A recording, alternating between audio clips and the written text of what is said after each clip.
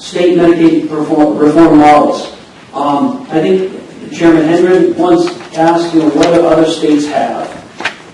We tried to drill down to look at, okay, which states have managed care, which have PCCM programs, which have ACO, which have the DSRIP, which is hospital-based, almost a collaborative community approach. We'll get you a little more information, obviously, on this as we go forward, but I just want to give you a high level, and it's in your appendix as well. And Senator Chesterfield, we did bring out the acronyms. We gave that to you, and hopefully all these acronyms you get, and if you don't know what they are, please ask me. I'm trying to do the best we can on that issue.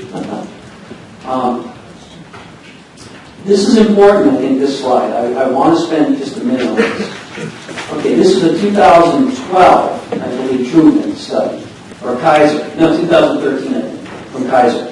So this is the reason as the data you're going to get from here, all states. What you have here in Director Seelig and our team have come up with and evaluated and found, identified a 2.2% growth here in Medicaid. I'm being asked questions, is that low? Is that, how's it compared to other states? I want you all to see it right here. It is below the national average, but it's not the lowest.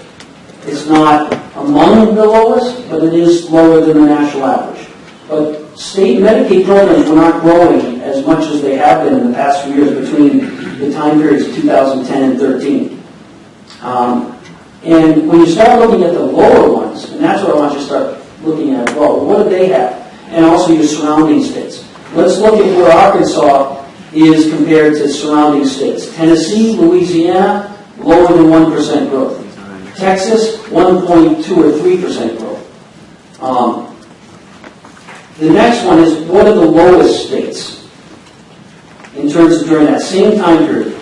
And I know Senator Hendren had wanted us to focus on, okay, what's working in those states if they're low. This is a slide that's going to give you the states that are really low Medicaid states. And if you look at Arizona, New Hampshire, there's reasons for this.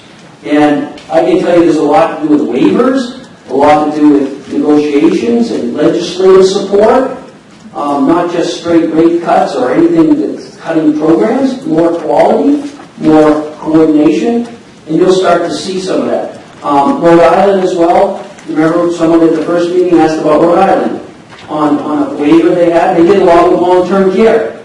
So we can talk about that as we get going. But I wanted you to just... We've got a question here. Senator Sanders, you're recognized for a question.